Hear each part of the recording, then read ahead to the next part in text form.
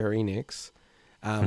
This is actually a huge announcement from a Japanese cultural perspective, but Square Enix have announced that they are going to allow permanently the work from home arrangements that are in place now for employees. So, Sugoi! yeah, and look, Probably like, what they would say. I don't know, you probably can comment as well as I can, Mike, just around, Australian workplaces are very much moving to be more open about work from home. Like, They are, but in saying that, the particular company that I'm working for is getting people to go in 1 day a week and from I think next that's good. week. Yeah, I think Well, that's it kind of is. I don't know what the hell the rush is, but whatever. I'm just hoping that it's sort of creating more of a culture of acceptance to be able to work from home.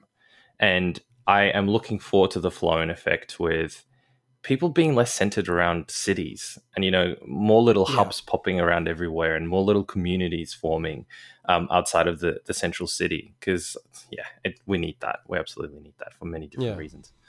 And Swinny, you're the Japanese expert on the podcast. You're a fluent Japanese speaker. Oh, totally.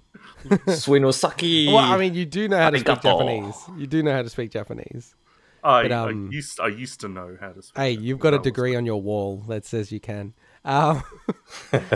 Like, is this like common in Japanese culture? Like the whole working from home thing? No. Is that a rhetorical question? I think you know the answer to that. Of course it is. It's a conversation starter. Now, I'm not going to say every Japanese studio or publisher is as controlling as someone like Konami. We've heard the horror stories about Konami not allowing any of their employees to have individual emails, and they rotate like those email addresses, and That's just amazing. how secretive and controlling That's they are. so mad. I love that. But generally, like this is huge for their business culture, and it's COVID forced the hand, just like it has for a lot of businesses around the world. So I wonder if this is the start of a culture change. And we saw recently the Smash Brothers Directs, where Sakurai was filming from his home. Not that he had many options, but while he's technically not a Nintendo employee, he was filming something for Nintendo that they normally, I don't think, ever would have had anyone filming anything from the home in the past. No, they never have. So, yeah, they literally never have. Like, that was a big thing of when they did it. They were like, they made a big point of that. They've never done that before. Because also, I don't know if you guys have seen, but there is a bit of an uptick in the numbers in Japan as well. So maybe this is also just Square Enix sort of looking at the tea leaves and going, geez, there might be a stronger lockdown in Japan. Because they haven't had a lockdown in Japan through this whole thing, amazingly. So given how low their numbers have been. The interesting part about this as well is that we've got to remember that Square Enix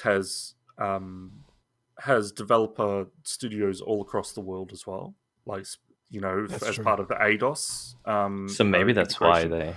So yeah, out of all Japanese developers, I think it makes sense that they're one of the first to kind of make this change. But we'll see whether or not studios are only based in Japan will make this change in the future. No, fair enough. It is also, I think certain jobs you could probably also do, but there are certain jobs that you need to collaborate with people closely in person. Some things you just can't really do. Like, I don't know. I'm trying to think of.